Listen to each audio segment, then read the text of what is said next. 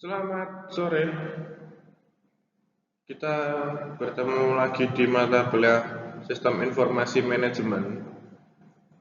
Pada pertemuan kali ini kita akan membahas materi chapter 9 dari buku Sistem Informasi Manajemen yang akan membahas tentang bagaimana mencapai keunggulan operasional dan keintiman pelanggan dalam sudut pandang aplikasi enterprise. Nah, ini kita akan bahas apa itu enterprise application atau aplikasi enterprise. Nanti kita akan, dan jangan lupa nanti di pertengahan video ada tugas yang harus kalian kerjakan, jadi jangan sampai terlewat dan ditonton sampai akhir nanti ya, diperhatikan sampai akhir. Baik, yang pertama kita akan berbicara tentang sistem enterprise.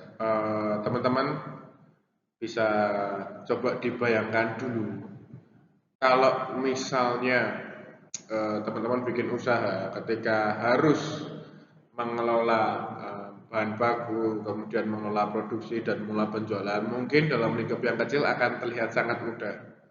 Tapi teman-teman bisa bayangkan ketika yang harus dikelola adalah perusahaan sebesar Unilever yang tidak hanya ada di Indonesia, ada di berbagai negara. Nah, itu akan menjadi sangat bermasalah ketika harus mengelola sumber dayanya, mulai dari bahan baku, kemudian sumber daya manusianya, kemudian proses produksinya, atau mungkin kita berbicara maintenance pelanggannya, penjualannya seperti apa. Itu akan jadi sangat sangat kompleks ketika skupnya, ukurannya, size-nya sangat besar.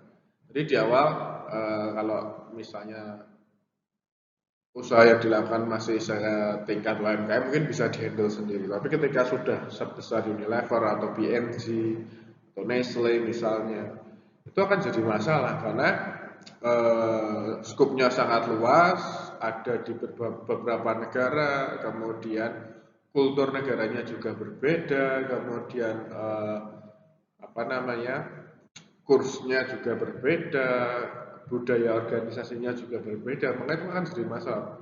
Perlu sebuah sistem yang bisa mengakomodir hal tersebut. Nah, salah satu yang bisa digunakan adalah Enterprise Resource Planning atau ERP. Nah, ini bisa menjembatani tadi beberapa masalah yang terjadi ketika sebuah perusahaan skopnya atau size-nya sangat besar. Nah, ERP ini berdasarkan modul perangkat lunak, jadi sistemnya bentuknya adalah software atau perangkat lunak yang terintegrasi dan ada pada database pusat yang sama. Jadi kalau kita berbicara ERP,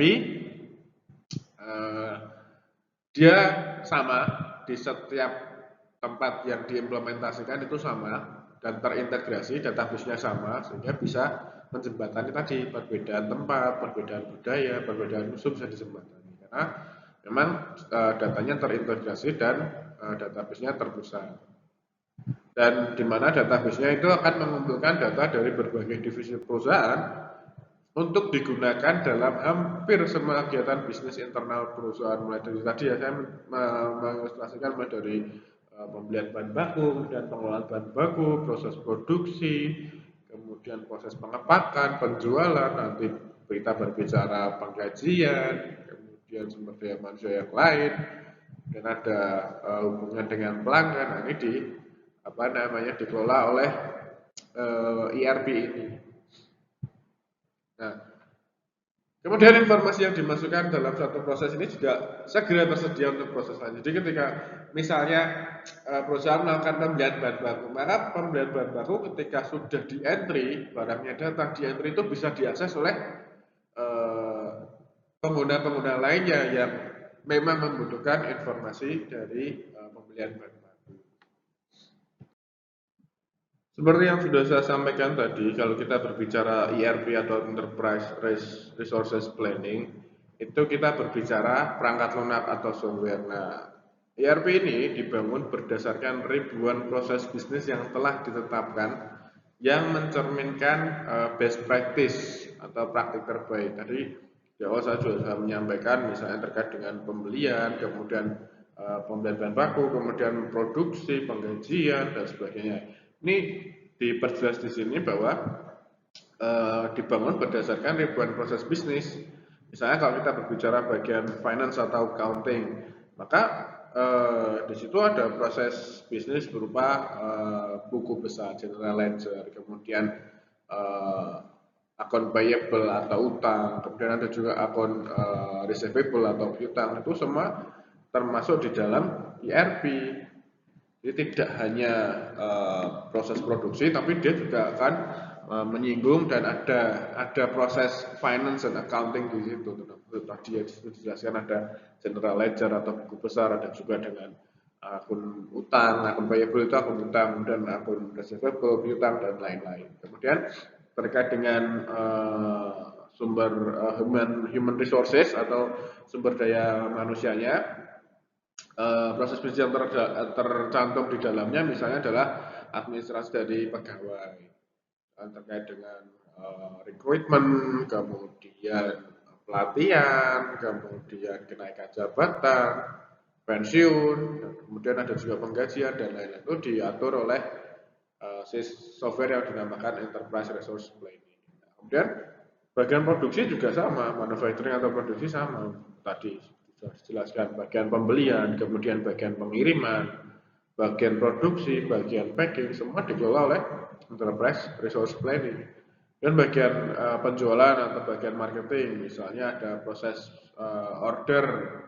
Proses order itu seperti apa? Jadi customer mau order itu prosesnya seperti apa? Kemudian penagihan, billingnya seperti apa? Penagihan bagaimana menagih ke konsumen, alurnya seperti apa, kemudian perencanaan penjualnya direncanakan seperti apa, dalam 1 tahun berapa target yang harus terjual, dijual kepada siapa saja. Nah itu semua dirangkum menjadi satu di enterprise software.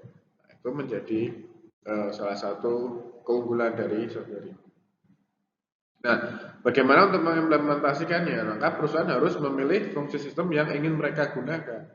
Tidak harus semua dimasukkan. Di beberapa software yang menawarkan enterprise resource planning, kita atau perusahaan boleh menggunakan seluruh modul yang tersedia. Tapi ketika misalnya ada beberapa sumber dana yang terbatas atau sumber daya terbatas, maka kita bisa menggunakan modifikasi. Kita hanya menggunakan beberapa modul yang sangat diperlukan saja, yang memang perlu banget untuk diperlukan. Untuk beberapa yang belum terlalu diperlukan, bisa di skip. Jadi kita perlu memilih fungsi sistem yang sangat ingin kita gunakan. Kemudian yang kedua adalah memetakan proses bisnis untuk proses software-nya. Jadi proses bisnis yang mau digunakan apa, tadi yang akan dimasukkan ke software tersebut. Nah, berikut ini merupakan gambaran dari cara kerja sistem enterprises. Nah, kalian bisa lihat di sini, sistem perusahaan itu memiliki satu set modul perangkat lunak yang terintegrasi dan database pusat yang memungkinkan data yang akan dibagi oleh banyak proses bisnis yang berbeda dan bidang fungsional seluruh perusahaan. Tadi sudah disampaikan. Jadi kalau kita berbicara sistem enterprise, datanya bersifat centralized, jadi data tersentral, data pusat, tidak data decentralized. Data terpusat ini nanti bisa diakses oleh bidang-bidang fungsional seluruh perusahaan. Misalnya tadi sudah kita bahas bagian accounting and finance.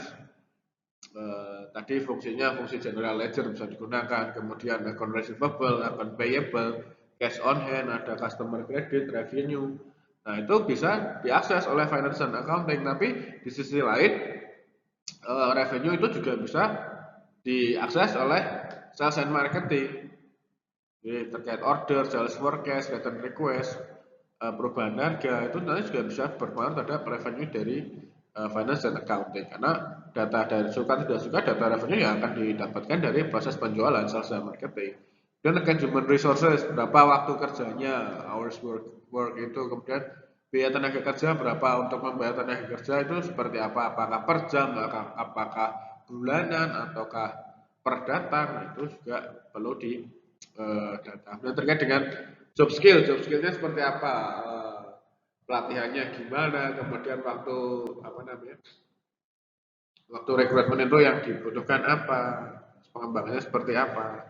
Nah, terkait dengan manufacturing dan production terkait saya tadi bahan baku, kemudian jadwal produksi, kemudian tanggal pengiriman, kapasitas produksi dan pembelian itu semua dikelola oleh fungsional dari manufacturing dan production. Nah, semua data-data ini itu tersimpan pada database sentral. Nah, database sentral ini yang mana ini menjadikan sistem enterprise itu bisa diintegrasikan di banyak fungsi karena datanya terpusat sehingga ketika masing-masing fungsional mau mengakses data bisa tidak harus pindah tempat. Nah, terkait dengan sistem enterprise juga ada yang namanya nilai bisnis dari sistem perusahaan. Nah, bagaimana nilai bisnis dari sistem perusahaan ini? Yang pertama adalah meningkatkan efisiensi operasional. Karena tadi sistemnya terintegrasi sehingga lebih mempercepat prosesnya. Kita sudah bahas ini beberapa kali di pertemuan-pertemuan sebelumnya, bahwa ketika kita sudah terkomputerisasi itu akan meningkatkan efisiensi operasional. Hal-hal yang dulunya dilakukan berurutan sekarang bisa dilakukan bersama sehingga bisa meningkatkan efisiensi operasional. Kemudian yang kedua adalah memberikan informasi perusahaan secara luas untuk mendukung pengambilan keputusan. Karena tadi sifatnya datanya terpusat atau tersentralisasi, maka informasi-informasi yang diperlukan dan karena sifatnya tadi tidak berurutan bisa dilakukan bersamaan, maka informasi yang dikeluarkan itu bisa langsung diambil, bisa langsung digunakan sehingga informasinya perusahaan bisa secara luas digunakan secara langsung dan mempercepat proses pengambilan keputusan. Ini misalnya kita berbicara dari tadi di fungsi sales and marketing misalnya, mereka memforecastingkan, meramalkan kira-kira bulan depan penjualnya akan meningkat 20%. Maka teman-teman di tim di bagian manufacturing, kemudian bagian finance bisa langsung memproses itu. Maka ketika hal itu terjadi, bagian pembelian akan meningkatkan order pembelian bahan bakunya. Kemudian yang ketiga adalah memungkinkan respon cepat terhadap permintaan pelanggan untuk informasi atau produk. Karena tadi sistemnya sudah terkoneksi, terintegrasi, maka ketika misalnya customer-nya mau mengetahui informasi dari produk, maka bisa langsung didapatkan. Sama seperti misalnya kalian mau membeli barang dari Zalora, itu akan kalian ketika mengakses barangnya, informasinya sudah tersedia di situ. Ukurannya ada berapa saja yang masih tersedia, kemudian warnanya apa saja, harganya juga tercantum, kemudian proses diskonnya seperti apa, itu tercantum dengan jelas karena datanya sudah terintegrasi. Stoknya juga akan diketahui. Oh, misalnya ukuran sepatu 42, sisa stoknya ada berapa, sepatu ukuran 43, sisa stoknya ada berapa, yang sisa warna apa saja itu bisa terakomodir dari enterprise system ini.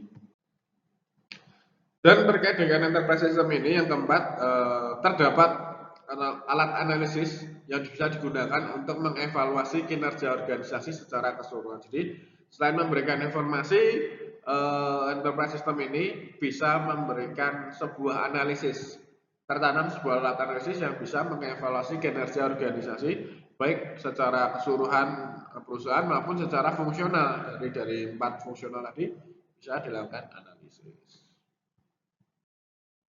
Nah, kemudian kita masuk ke bagian yang pertama dari enterprise system. Yang paling sering digunakan adalah supply chain management system atau sistem manajemen rantai pasokan. Nah, supply chain atau rantai pasokan ini merupakan jaringan organisasi dan proses untuk yang pertama pengadaan bahan baku. Berarti kita akan berbicara pembelian, kemudian mengubahnya menjadi produk. Kita berbicara manufacturing atau produksi. Dan yang ketiga adalah mendistribusikan produk. Maksudnya kita bisa berbicara tentang penjualan. Jadi secara tidak langsung kalau kita berbicara supply chain atau rantai pasokan, kita berbicara hulu sampai hilir. Jadi di mana bahan bakunya didapat, kemudian bagaimana bahan baku tersebut diproses menjadi sebuah produk atau jasa, dan kemana barang atau produk atau jasa tersebut dipasarkan. Nah, itu yang dinamakan rantai pasokan atau supply chain. Nah, supply chain itu terdiri dari dua. Yang pertama upstream supply chain. Ini merupakan pemasok perusahaan, para pemasok proses untuk mengelola hubungan dengan mereka. Jadi kalau kita berbicara upstream atau hulu, rantai pasokan hulu, maka kita akan berbicara pemasoknya. Jadi hubungan kita dengan pemasok, kemudian pemasoknya itu siapa saja, apa saja yang dipasok, nah, itu. Kemudian apakah kita ngambil dari pemasok pertama atau kita ngambil dari pemasok kedua? Nanti kita lihat gambarnya seperti apa terkait dengan upstream atau hulu rantai pasokan. Kemudian yang kedua adalah downstream supply chain atau kita berbicara hilir, rantai pasokan hilir. Nah, rantai pasokan hilir akan berbicara tentang organisasi dan proses yang bertanggung jawab untuk mendistribusikan produk kepada pelanggan. Jadi proses pendistribusiannya seperti apa kepada pelanggan? Itu downstream supply chain atau hilir supply chain, hilir rantai pasokan. Nah, berikut ini adalah gambaran dari rantai pasokan. Nah, tadi kita sudah bahas di slide sebelumnya rantai pasokan. Nah, ini gambarnya seperti ini. Ini merupakan contoh dari rantai pasokan Nike. Nah, kalian bisa perhatikan di bagian sebelah kiri itu ada yang namanya upstream. Kemudian yang sebelah kanan bawah ada yang namanya downstream. Nah, upstream ini kita akan berbicara tentang bagaimana perusahaan mengelola suppliernya. Jadi hubungan perusahaan dengan supplier, kemudian suppliernya siapa saja. Nah, kalian lihat di sini, Nike itu punya 2 kontrak supplier. Nah, kita tapi dengan itu kita lihat di sini kontrak suppliernya juga dapat supplier dari 2 perusahaan, di mana nanti masing-masing perusahaan dapat supplier dari 3 perusahaan lainnya. Ini yang dinamakan upstream supply chain. Jadi rantai pasokan hulu itu seperti itu, hubungannya dengan pemasok. Jadi pemasok itu bukan berarti pemasok tunggal. Di gambar ini pemasok Nike itu ada 2 pemasok utama. Nah, pemasok utamanya juga punya pemasok lagi dua pemasok masing-masing. Nah, dari 2 sub pemasok ini dia punya sub pemasok lagi sebanyak 3. Nah, ini dinamakan rantai pasokan hulu, di mana kita akan berurusan dengan hulu ini. Karena ketika misalnya pemasok utama kita ini bermasalah, pasti sumbernya dari pemasok sebelumnya. Nah, itu harus dikelola dengan baik. Kita juga harus tahu bahwa misalnya kita berbicara di Nike itu berbicara tentang pemasoknya adalah pemasokan sol sama sol sepatu misalnya. Sol sepatu itu bakunya ada karetnya, ada benangnya, ada tintanya. Nah, itu juga harus diperhatikan. Sehingga ketika solnya itu di supply oleh kontrak supplier,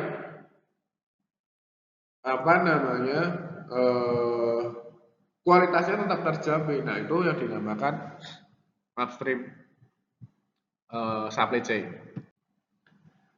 Nah, kemudian setelah upstream supply chain, maka kita akan berbicara tentang downstream supply chain. Nah, downstream ini akan berbicara kapasitas, persediaan, level persediaan, kemudian schedule pengiriman, kemudian pembayaran, aturan pembayaran, kemudian order, kemudian ada juga request pengembalian, ada perbaikan dan servis, pembayaran dan sebagainya. Itu dikelola oleh downstream. Jadi kalau upstream tadi berhubungan dengan pemasok, maka downstream ini akan berhubungan dengan bagaimana proses produk atau jasa ini didistribusikan kepada pelanggan. Bisa kalau dilihat di sini, Nike tidak langsung masuk ke end user, Nike tidak langsung masuk ke customer akhir. Nike ini masuk dulu ke distributor, nanti distributornya masuk ke retailer baru ke end user. Nah, ini yang dinamakan hilir, hulunya terkait dengan pemasok, hilirnya terkait dengan pengiriman barang, pada penjualan barang. Itu downstream. Nah, kemudian terkait dengan informasi dan manajemen rantai pasokan. Nah, manajemen rantai pasokan ini bisa memangkas biaya operasional perusahaan yang timbul karena ketidakefisienan. Tadi kita sudah bahas sebelumnya terkait dengan upstream supply chain sampai ke downstream supply chain, hulu, rantai pasokan hulu sampai rantai pasokan hilir, ketika itu bisa dikelola dengan baik, bisa diterapkan dengan baik, maka itu bisa mengurangi ketidakefisienan, yang mana ketika ketidakefisienan ini dikurangi bisa membuang hingga 25% dari biaya operasional. Selain prosesnya menjadi lebih efisien, maka pembiayaannya juga menjadi lebih efisien. Itu manfaat dari supply chain. Kemudian terkait dengan strategi just in time. Nah, supply chain yang dikelola dengan baik itu bisa membuat komponen datang tepat waktu dan dalam jumlah yang tepat. Kita pernah bahas ini sebelumnya terkait dengan just in time. Jadi ketika misalnya perusahaan itu mendatangkan bahan baku tepat waktu dengan ukuran yang pas atau dengan kuantitas yang tepat, jadi kita berbicara ketepatan waktu datang dan juga jumlah yang tepat, maka akan meminimalkan biaya-biaya yang lain yang kita sudah sempat bahas itu di pertemuan-pertemuan awal. Bagaimana ketika misalnya barang datang tidak tepat waktu, kecepatan atau telat, itu akan menimbulkan biaya, kecepatan akan menimbulkan biaya simpan, telat akan bisa menimbulkan out of stock sehingga proses produksi tidak berjalan. Kemudian jumlahnya juga sama, kalau terlalu besar juga menimbulkan penyimpanan yang lebih, kemudian biaya penyimpanan yang lebih, kemudian kalau jumlahnya kurang tidak akan sesuai dengan produksi yang diperkirakan. Nah, kemudian barang jadi juga dikirim setelah meninggalkan jalur perakitan. Kalau kita menggunakan strategi just in time, begitu barang selesai diproduksi, maka bisa langsung deliverkan ke konsumennya atau konsumen ya bisa langsung dideliverkan ke konsumen sehingga mengurangi biaya penyimpanan. Gudangnya tidak selalu penuh. Begitu proses produksi selesai langsung bisa dideliverkan atau bisa langsung dikirim ke konsumen. Sehingga safety stocknya terjaga. Nah, tapi kadang-kadang kalau kita berbicara supply chain, ketika supply chain-nya tidak dikelola dengan baik, maka kadang-kadang perusahaan harus membuat margin of error sehingga kurang lebih produksinya itu tidak selalu tepat dengan apa yang diminta konsumen. Misalnya konsumen meminta 100, maka idealnya perusahaan akan membuat 105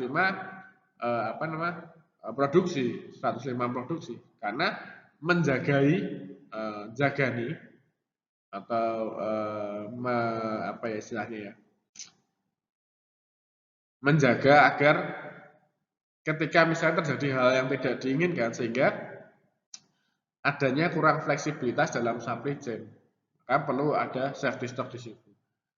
Margin of error biasanya di angka 5-10%. Kemudian yang keempat terkait dengan informasi dan manajemen rantai pasokan, adanya efek bullwhip. Nah, efek bullwhip ini adalah informasi tentang permintaan produk yang terdistorsi atau terganggu saat lewat dari satu entitas ke entitas selanjutnya sepanjang supply chain. Jadi misalnya informasi terkait perusahaan menerapkan diskon untuk produk yang akan rilis, misalnya akan di launching dari pelanggan, ada informasi akan terjadi pembelian besar-besar, maka bagian manufakturnya akan memproduksi lebih banyak, tapi pada kenyataannya ketika sudah di deliver ternyata tidak sebanyak itu. Nah, itu yang dinamakan bullwhip effect. Jadi ada perbedaan informasi yang menyebabkan terganggunya proses supply chain ini. Nah, ini adalah gambarannya. Jadi misalnya ada gangguan di sini, maka dia akan menyebabkan prosesnya turun drastis di sini. Jadi informasi yang tidak akurat dapat menyebabkan fluktuasi kecil dalam permintaan untuk produk yang akan diperkuat sebagai salah satu yang bergerak lebih lanjut ke belakang dalam rantai pasokan. Nah, fluktuasi kecil ini dalam penjualan eceran untuk produk dapat menciptakan kelebihan persediaan untuk distributor, produsen dan pemasok. Itu terkait dengan bullwhip effect. Jadi ketika misalnya tadi dari konsumen misalnya ada sedikit perbedaan, maka dia akan bisa mengakibatkan penumpukan barang, penumpukan produk di gudang, sehingga akan menimbulkan sedikit kekacauan, tapi itu tetap bisa diatasi oleh perusahaan.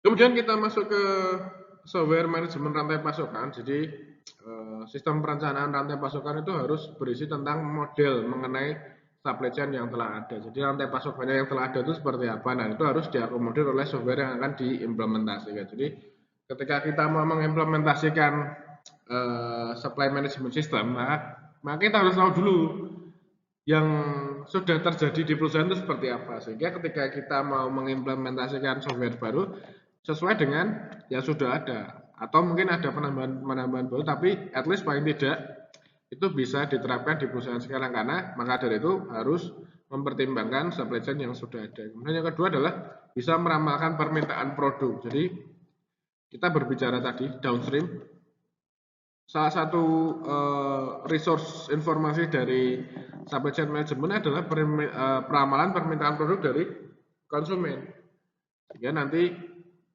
bisa meminimalisir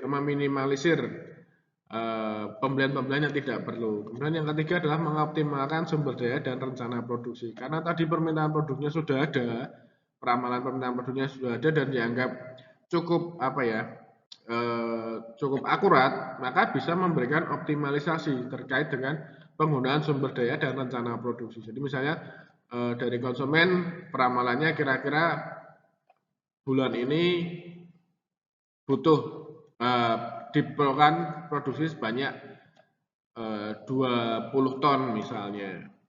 Ya, maka kita bisa optimalkan proses produksinya. Kita cuma beli bahan baku untuk kira-kira menghasilkan 20 ton misalnya.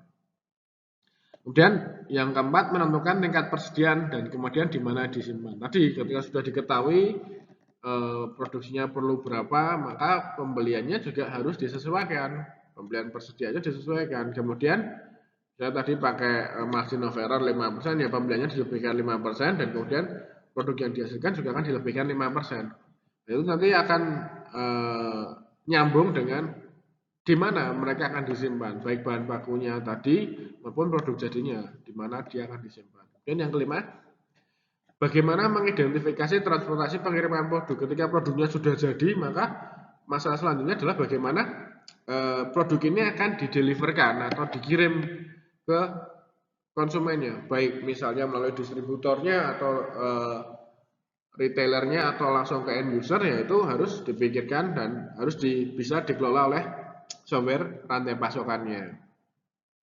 Nah, itu terkait dengan planning system. Jadi supply chain management itu terdiri dari supply chain planningnya, jadi perencanaan, dan yang kedua adalah eksekusinya, sistem eksekusinya. Jadi secara garis besar tadi dua, yang pertama supply chain planning system, jadi sistem perencanaan berisi dengan 5 poin tadi. Kemudian terkait dengan eksekusinya terdiri dari bagaimana sistem ini bisa mengelola aliran produk melalui pusat-pusat distribusi dan gudang agar dikirim ke lokasi yang tepat dengan cara yang efisien. Jadi intinya terkait dengan eksekusi, bahwa sistem supply chain-nya ini bisa mengelola flow-nya, alirannya melalui pusat-pusat distribusi yang tepat dan gudang agar bisa dikirim ke lokasi yang tepat dengan cara yang efisien. Jadi tidak molor waktunya, kuantitasnya pas, kualitasnya bagus, terkirim tepat waktu. Nah, kemudian kita masuk ke masalah global terkait dengan rantai pasokan. Yang pertama adalah rantai pasokan global biasanya terbentang jarak geografis lebih besar dan perbedaan waktu. Tadi kita sempat di awal singgung terkait dengan misalnya Unilever atau P&G atau Nestle yang punya pabrik tidak hanya di Indonesia.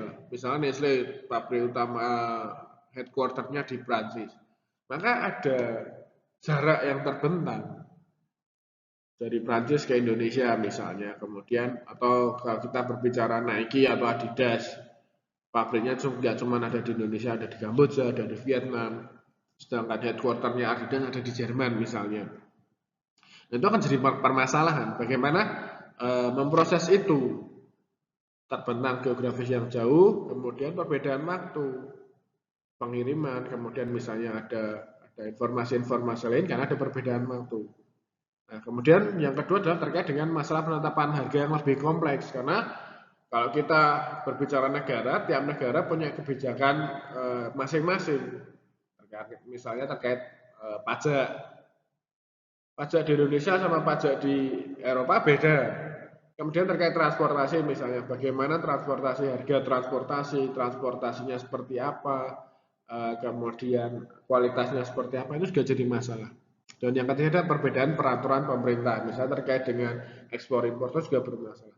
Nah, masalah-masalah rantai pasok global ini itu bisa diselesaikan, bisa minimalirkan dengan adanya bantuan internet. Nah, internet sendiri ini bisa membantu perusahaan mengelola banyak aspek dari rantai pasokan global. Jadi terkait dengan pengadaan, transportasi, komunikasi, keuangan internasional itu bisa dikelola, bisa diselesaikan dengan internet. Jadi kalau kita berbicara misalnya tadi jarak geografis yang lebih besar, sebelum adanya internet ya mau tidak mau kita pakai telepon. Paling gampang pakai telepon, tapi telepon juga sangat mahal biayanya kalau kita berbicara antar negara, roamingnya sangat mahal. Dan transportasi juga lebih gampang karena sudah perusahaan kargo misalnya, itu mereka juga punya cabang-cabang di daerah-daerah. Secara komunikasi juga lebih enak karena tadi ada internet dan seterusnya. Terkait dengan supply chain management system itu ada dua tipe. Yang pertama adalah push based model atau build stock, dan yang kedua adalah pull based model atau demand driven. Nah, yang membedakan adalah push based model itu merupakan jadwal produksi berdasarkan peramalan permintaan model. Tadi yang kita bahas sebelumnya adalah push based model. Jadi perusahaan meramalkan kebutuhan dari konsumen itu berapa, kebutuhan produk dari konsumen itu berapa. Yang pull based model itu pesanan pelanggan itu memicu kejadiannya pada supply chain. Jadi kalian bisa membayangkannya seperti ini. Kalau push based model, jadi kita meramalkan kira-kira kebutuhan konsumen itu seberapa. Nah, kalau pull kita memproduksi berdasarkan pesanan yang masuk dari konsumen. Berbeda ya. Kalau push itu karena kita meramalkan kebutuhan konsumen, kalau pull kita mengeksekusi pesanan yang memang sudah dipesan oleh konsumen, jadi berbeda. Nah, internet sendiri itu membantu bisnis beralih dari sequential supply chain menjadi concurrent supply chain. Jadi sequential supply chain itu adalah rantai pasokan yang dilakukan berurutan. Jadi kalau tahap pertama belum selesai tidak akan masuk ke tahap kedua. Kalau tahap kedua belum selesai tidak akan masuk ke tahap ketiga. Kalau tahap ketiga belum selesai tidak akan masuk ke tahap keempat. Tapi internet membantu bisnis beralih dari sequential supply chain tadi menjadi concurrent, bisa dilakukan bersamaan. Ketika tahap satu dilakukan, tahap 2, 3, 4, 5 dan seterusnya juga bisa dilakukan bersama. Nah, itu perbedaannya. Nah, ini adalah contohnya terkait dengan push based model dan pull based model. Kalau kalian lihat di sini, push based model itu berdasarkan dari production based on forecast, peramalan produk produksi berdasarkan peramalan produk.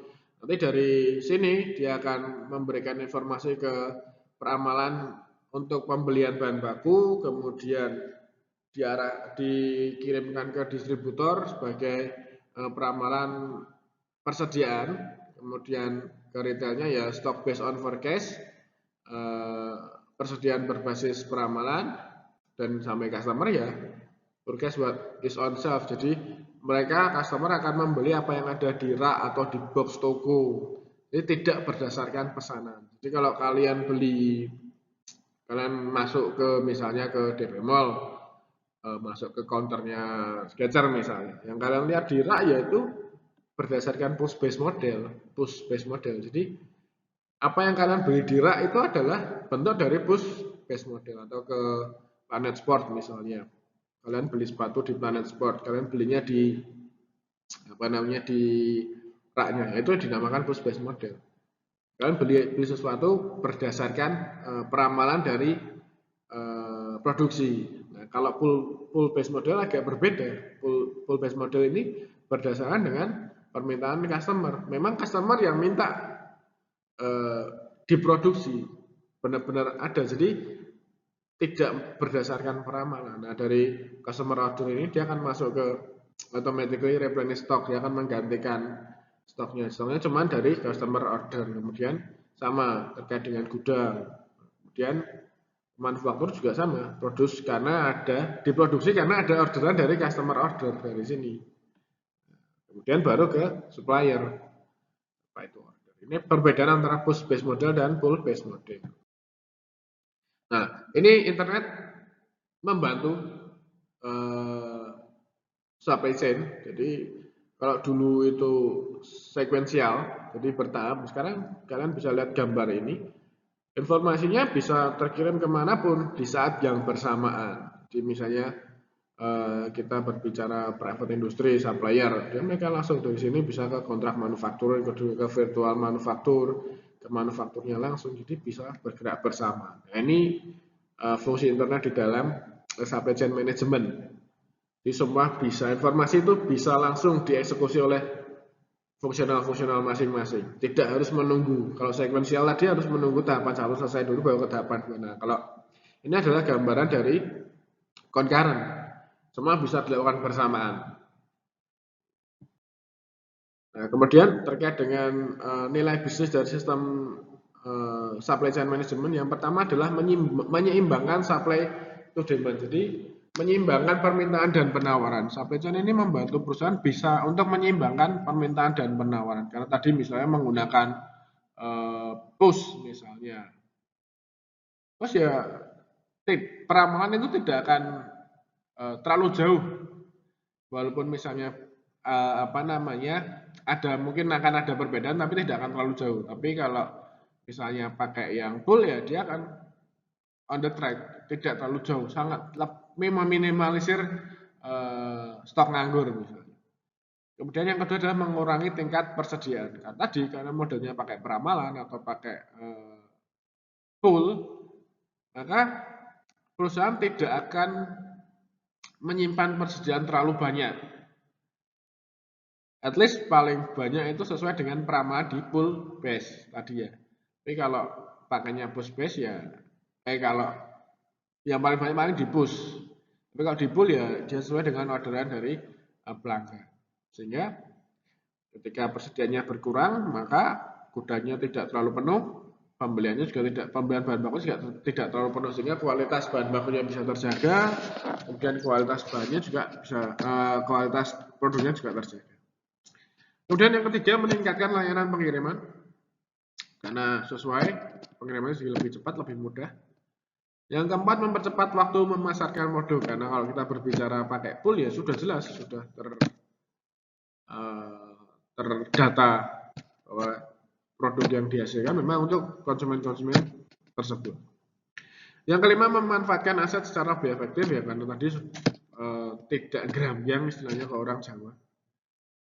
Kemudian yang keenam, mengurangi biaya supply chain menyebabkan peningkatan profitabilitas. Kalau misalnya supply chain dikelola dengan baik, maka dia akan bisa meningkatkan profitabilitas karena biayanya yang dikeluarkan kecil, omset yang didapatkan tinggi. Dan yang terakhir adalah meningkatkan penjualan. Itu adalah nilai bisnis dari sistem supply chain management. Nah, selain dari SCM tadi ada juga namanya CRM atau Customer Relationship Management System, sistem manajemen hubungan dengan customer. Nah, CRM ini terkait dengan knowing the customer, bagaimana perusahaan mengetahui pelanggannya seperti apa. Dalam bisnis skala besar, terlalu banyak pelanggan dan terlalu banyak interaksi pelanggan dan perusahaan. Kalau kalian misalnya berbicara Zalora atau Amazon misalnya, atau Netflix. Netflix itu pelanggannya nggak hanya dari Indonesia, dari berbagai negara juga ada yang berlangganan Netflix. Maka akan timbul banyak pertanyaan yang membutuhkan jawaban yang berbeda konteksnya. Misalnya di Indonesia terkait dengan sinyal, kemudian terkait dengan bahasa, subtitle kalau kita berbicara Netflix misalnya. Maka akan terlalu banyak interaksi pelanggan dan perusahaan. Nah, CRM ini mengambil dan mengintegrasikan data pelanggan dari seluruh organisasi. Jadi tugasnya CRM ini dia akan mengambil dan kemudian mengintegrasikan data pelanggan dari seluruh organisasi. Jadi Netflix Indonesia, Netflix Vietnam, Netflix Malaysia, Netflix Singapura, Netflix UK, Netflix US akan diintegrasikan oleh CRM ini. Nah, kemudian CRM ini setelah mengambil dan mengintegrasikan data, dia mengkonsolidasikan dan menganalisis data pelanggan. Jadi dari seluruh pelanggan yang masuk, kira-kira mana pelanggan yang potensial, mana pelanggan yang salesnya besar, mana pelanggan yang bayarnya on time, mana pelanggan yang berlangganan tahunan misalnya. Itu dikonsolidasikan, dianalisis. Jadi nanti perusahaan punya data terkait dengan konsumen paling loyal, konsumen yang secara historis selalu berlangganan tahunan, tidak bulanan misalnya. Kemudian pelanggan yang berlangganan bertahun-tahun. Kalau kita berbicara di perbankan misalnya pelanggan platinum, nah, itu juga harus dikonsolidasi dan dianalisis. Yang ketiga adalah mendistribusikan informasi pelanggan ke berbagai sistem dan titik sentuh pelanggan di seluruh perusahaan. Jadi setelah dianalisis, maka dia akan didistribusikan ke pelanggan di berbagai sistem dan titik sentuh pelanggan. Dan yang keempat, menyediakan satu pandangan perusahaan kepada pelanggan. Jadi clear, perusahaan punya pandangan yang clear bahwa pelanggan itu dibagi dengan beberapa kriteria sesuai dengan tingkatannya. Nah, ini contohnya seperti ini, Customer Relationship Management. Ini terkait dengan sales, misalnya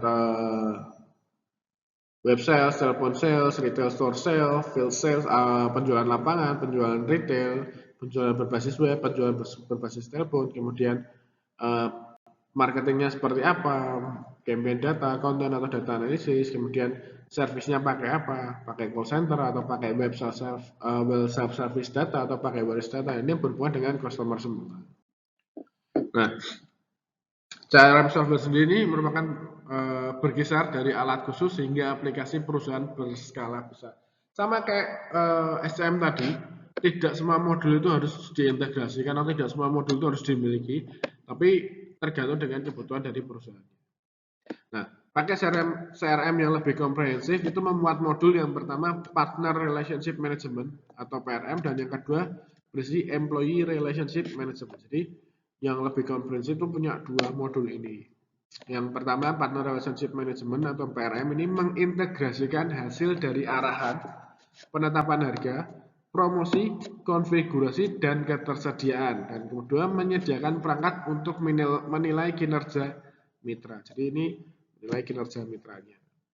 Selain itu dia akan mengintegrasikan hasil dari arahan, analisisnya seperti apa, kemudian terkait dengan penetapan harganya bagaimana, promosinya lebih efektif pakai yang mana, terus konfigurasinya gimana, dan ketersediaannya seperti apa. Nah, kalau employee relationship management ini terkait dengan penentuan tujuan, kemudian manajemen kinerja karyawannya seperti apa, kompensasi berdasarkan kinerjanya gimana, pelatihan karyawannya seperti apa. Jadi misalnya kapan karyawan mau diberikan pelatihan, siapa saja yang harus ikut pelatihan, kemudian kompensasi berdasarkan kinerjanya gimana, employee of the month atau misalnya pensiun dan sebagainya. Nah, ini kita masuk ke kuis. Kuis ini silahkan dikerjakan masing-masing, nanti kemudian diketik saja tidak apa-apa, diketik di Word, kemudian diupload ke Google Drive masing-masing. Silakan dikerjakan, ditunggu paling lama hari Rabu jam 17.00 WIB. Jadi kalau kalian mengumpulkan sebelum Rabu jam 17, maka nilai kalian normal, tapi kalau melebihi itu ya akan dikurangi nilainya. Bebas, mau kalian satu halaman boleh, setengah halaman boleh, atau berhalaman-halaman juga tidak masalah, yang penting silakan diketik, kemudian diupload ke Google Drive, folder Google Drive masing-masing, ditunggu paling lama hari Rabu jam 5 sore. Selamat mengerjakan. Oke, kemudian kita masuk ke tools dari CRM ini sendiri. Yang pertama ada Salesforce Automation atau SFA. Ini merupakan tools yang digunakan misalnya untuk prospek penjualan dan informasi kontak dan kemampuan pembuatan penawaran penjualan. Jadi informasi kontak yang didapatkan, kemudian kira-kira konsumen mana yang bisa prospek yang kira-kira akan mau menerima penawaran kita, dan juga akan memberikan terkait dengan kemampuan pembuatan penawaran penjualan. Ini biasanya ada di email ya.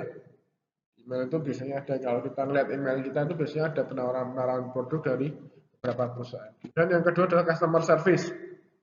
Misalnya menugaskan dan mengelola permintaan layanan pelanggan, kemudian kemampuan layanan mandiri berbasis web. Nah, itu terkait dengan customer service. Jadi customer service yang saat ini itu tidak hanya dengan by phone aja, ada banyak yang bisa dilakukan. Dan yang ketiga adalah marketing. Misalnya mendapatkan prospek dan data pelanggan, menjadwalkan dan menelusuri surat menyurat maupun email dari pelanggan, sehingga bisa kita ketahui pelanggan yang aktif itu yang mana, yang bisa kita kirim informasi yang mana. Nah, ini respon dari kampanye promosi. Yang paling tinggi adalah based on telepon, masih based on telepon. 30,8% itu based on telepon, itu menerima respon yang baik dari pelanggan. Kemudian yang kedua adalah direct mail atau email langsung. Kemudian yang ketiga adalah web. Yang ketiga adalah email. Kemudian yang keempat adalah web, dan yang kelima adalah cellphone text message atau SMS. Nah, selanjutnya kita berbicara kemampuan dari software Customer Relationship Management. Nah, secara umum software CMR itu mendukung proses bisnis perusahaan dalam 3 hal. Yang pertama dalam penjualan, kemudian dalam bidang marketing, dan dalam bidang service. Service ini ya, customer service gitu ya.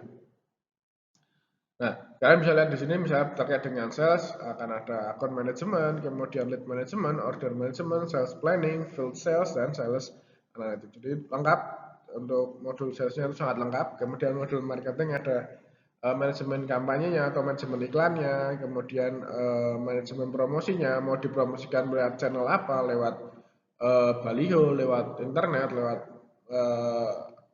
televisi atau lewat YouTube, lewat sosial media. Kemudian event management, kemudian market planningnya seperti apa, kemudian operasi marketingnya seperti apa, dan analisis marketingnya seperti apa. Dan yang ketiga adalah terkait dengan service delivery-nya seperti apa, kemudian customer certification management seperti apa, return management, dan seterusnya. Ini adalah kemampuan dari CRM. Nah, terkait dengan mapping proses manajemen dari customer loyalty yang kita akan lihat di sini, dimulai dari receive service request atau menerima komplain dari pelanggan. Kemudian komplain dari pelanggan itu diterima, disimpan ke customer database, kemudian diarahkan ke customer information available, apakah informasinya tersedia. Kalau ada ya, maksudnya kalau tersedia itu terjawab, apakah misalnya ada komplain kemudian terjawab komplainnya. Kalau komplainnya terjawab, dia akan diteruskan ke customer score-nya, berapa skornya. Kalau tidak terjawab ya diarahkan ke base agennya. Kalau terjawab ya misalnya akan diberikan skor customer. Dari situ akan terlihat apakah nilainya tinggi atau loyal. Kalau tinggi dan loyal, misalnya dari komplain itu dia akan tetap mau pakai produk kita, maka dia akan biasanya akan diberikan special offer atau jasa servisnya. Kalau tidak ya dia akan diarahkan ke base agennya. Dan yang terakhir resolve service issue. Ini sama kayak misalnya kita berlangganan wifi. Kalau kita berlangganan wifi terus kita komplain misalnya, biasanya customer service-nya akan menawarkan bagaimana kalau kita diskon dan sebagainya. Teman-teman kalau familiar dengan hal tersebut biasanya akan paham. Jadi kalau kalian tanya ke orang tua kalian yang bayar wifi misalnya, kalau ada komplain biasanya itu nanti kita akan dapat potongan atau dapat free apa. Nah, itu adalah wujud dari provide special offers and service. Kemudian terkait dengan CRM itu ada 2, yang pertama operational CRM dan analytical CRM.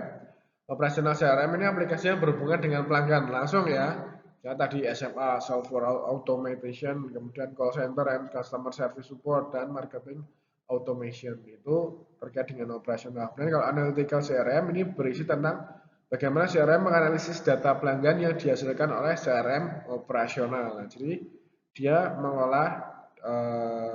menganalisis data dari operasional CRM. Kemudian berdasarkan data gudang yang didasarkan pada CRM operasional dan customer touch point, sehingga menghasilkan customer lifetime value. Ini adalah bentuk dari analytical CRM, data warehouse atau data gudang. Jadi channelnya dari call center, website, salurannya ya. Call center, website, wireless, field sales atau penjualan lapangan, direct mail, email, dan seterusnya. Dia akan diolah dengan CRM, bisa dengan OLAP, data mining, atau data analysis tool, kemudian dia akan memberikan informasi terkait dengan profitable customer, market segment, customer profile, dan churn rate. Churn rate itu adalah customernya berhenti membeli dari kita. Kemudian kita masuk ke nilai bisnis dari CRM. Ini sama dengan nilai bisnis dari supply chain management tadi. Nah, kalau CRM ini yang pertama adalah meningkatkan kepuasan pelanggan. Jelas itu akan meningkatkan kepuasan pelanggan karena kalau kita berbicara after sales itu menjadi hal yang sangat penting bagi pelanggan atau konsumen. Ketika misalnya konsumen tidak bisa mengakses after sales-nya, itu akan menjadi problem. Konsumen tidak akan mau loyal terhadap brand kita. Kemudian yang kedua, mengurangi biaya pemasaran langsung. Karena apa? Karena kita punya data pelanggan. Tadi sudah disampaikan kita punya data pelanggan, dan CRM bisa menganalisis itu. Pelanggan-pelanggan mana yang loyal, pelanggan mana yang bisa diprospek. Itu bisa mengurangi biaya pemasaran langsung. Dan yang ketiga, pemasaran jadi lebih efektif karena kita sudah tahu petanya. Oh, pelanggan kita itu A, B, C, D, F, G. Nah, yang loyal itu yang ini, kemudian yang ini baru mulai, ya, itu bisa diprospek sehingga pemasaran jadi lebih efektif. Mana-mana konsumen atau pelanggan yang perlu perlu didekati terus, pelanggan-pelanggan mana yang cuma perlu dikirimin informasi kecil, nah itu bisa jadi lebih efektif sehingga pemasarannya. Dan yang keempat, biaya mendapatkan dan mempertahankan pelanggan yang lebih rendah. Karena tadi ya, mendapatkannya jadi juga lebih rendah, mempertahankannya juga lebih rendah. Dan yang kelima adalah meningkatkan pendapatan penjualan, karena sudah jelas kita sudah tahu pelanggannya seperti apa, dan bisa mengurangi churn rate. Nah, churn rate ini adalah jumlah pelanggan yang berhenti menggunakan atau membeli produk atau jasa perusahaan. Jadi memutuskan untuk tidak membeli lagi produk atau jasa kita. Nah, ini merupakan indikator pertumbuhan atau penurunan basis pelanggan. Jadi kalau makin banyak churn rate-nya ya berarti penurunan basis pelanggan. Ada yang salah dengan customer relationship management kita. Nah, tantangan utama dari enterprise aplikasi atau aplikasi enterprise ini adalah biaya pembelian dan implementasinya yang sangat mahal. Itu mulai dari 3,5 juta USD sampai 12 juta USD. Mahal sekali. Jadi aplikasi atau software enterprise itu sangat mahal sekali. Ada SAP, OLAP, dan macam-macam. Oracle itu mahal sekali. Jadi pembeliannya mahal, apalagi implementasinya juga sama mahalnya. Dan yang kedua adalah perubahan teknologi. Kalau kita berbicara penerapan sistem baru, maka suka tidak suka kita harus upgrade teknologi kita. Karena belum tentu teknologi yang sudah kita gunakan itu bisa catch up atau bisa mengajar sistem yang akan kita implementasi. Nah, perubahan teknologi ini juga jadi PR lagi. Kenapa? Karena butuh biaya lagi, kemudian butuh pembelajaran lagi, butuh pelatihan lagi. Dan yang ketiga adalah perubahan proses bisnis, karena proses bisnisnya diubah sedemikian rupa menggunakan aplikasi enterprise, maka tadi misalnya proses bisnisnya masih sekuensial, berurutan. Ketika diterapkan enterprise application, maka bisa concurrent, bisa bersamaan. Itu akan terjadi perubahan proses bisnis. Nah, ini biasanya di awal-awal implementasi akan banyak kesalahan di sini. Dan yang keempat, perubahan organisasional karena penerapan sistem baru. Yang kelima adalah biaya penggantian, ketergantungan pada vendor perangkat lunak. Nah, ini juga problem ketika misalnya kita sudah menggunakan salah satu software enterprises, biasanya kita akan tergantung pada vendor tersebut. Karena saya pernah bercerita bahwa vendor perangkat lunak itu biasanya punya kunci khusus yang hanya mereka yang bisa gunakan. Jadi ketika kita berpindah vendor, maka kita tidak bisa mengubah total sistem yang sudah kita lakukan. Biasanya cuma penambahan-tambahan minor, tapi kalau mau perubahan mayor ya harus ganti sistem lagi. Nah, itu problemnya. Dan yang terakhir adalah standarisasi data, pengelolaan dan pembersihan data. Sistem baru pasti akan butuh standarisasi data baru dan pengelolaan baru, dan biasanya di beberapa sistem itu harus membersihkan data dulu. Jadi data-data yang lama dihapus sehingga data baru bisa masuk. Itu tadi tantangannya. Sekarang kita masuk ke opportunity-nya atau kesempatannya. Jadi aplikasi enterprise ini bisa membawa nilai yang lebih besar daripada aplikasi perusahaan yang sebelumnya. Yang pertama dalam hal solusi perusahaan. Nah, enterprise aplikasi ini bisa membuat aplikasi menjadi lebih fleksibel karena tadi ya, dia bisa menjembatani geografis, waktu, biaya dan sebagainya. Dan biasanya kalau kita berbicara enterprise aplikasi itu sudah berbasis web dan yang jelas terintegrasi dengan sistem yang lain. Tadi kita sudah lihat gambarannya.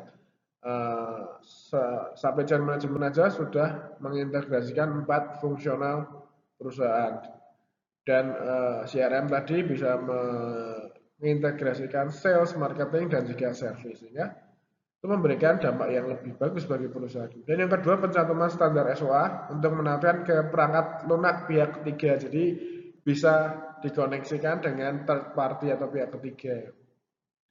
Yang ketiga, jelas biasanya aplikasi open source. Dan yang keempat, beberapa waktu belakangan aplikasi enterprise ini sudah berbasis cloud sehingga bisa disesuaikan dengan kebutuhan, bisa diinstal di desktop, di laptop, di handphone dan sebagainya. Kemudian terkait dengan social CRM, dia bisa digabungkan dengan teknologi jaringan sosial atau media sosial, dan ini bisa meningkatkan produktivitas tim dan mempererat interaksi dengan pelanggan, dan juga biaya lebih murah dibandingkan dengan telepon. Hampir seluruh perusahaan sekarang sosial CRM-nya menggunakan media sosial, bisa dikonekkan ya biasanya di web itu dikonekkan ke YouTube, ke Instagram, ke Twitter, kemudian ke TikTok, beberapa sekarang bahkan menambah ke TikTok, dan itu jelas sangat meningkatkan produktivitas dan mempererat interaksi karena bisa diinteraksi langsung dan biasanya fast respon kalau sosial media. Dan yang jelas pasti lebih murah biayanya karena daripada harus telepon menggunakan pulsa, ketika kita menggunakan sosial media biayanya lebih murah. Dan biasanya enterprise application itu juga sudah menginjekkan, memasukkan business intelligence di dalamnya. Nah, business intelligence ini bisa menghasilkan laporan yang lebih fleksibel dan bisa memberikan analisis khusus. Kemudian adanya dashboard interaktif, bisa juga memberikan analisis skenario what if, jadi bisa memberikan analisis bagaimana jika misalnya kita naikkan penjualan, kira-kira apa yang terjadi, bagaimana jika penjualan dinaikkan, terus terjadi apa, dan juga bisa divisualisasikan datanya. Teman-teman nanti silakan bisa coba sendiri googling by YouTube atau by Google aja atau YouTube, melihat di YouTube bentuk dari enterprise application. Gitu ya. Jadi sumber informasi tidak hanya dari dosen, teman-teman bisa nyari sumber informasi lain dari buku, dari internet dan sebagainya. Gitu yang bisa saya sampaikan pada pertemuan kali ini. Kita ketemu lagi minggu depan. Sukses buat kalian.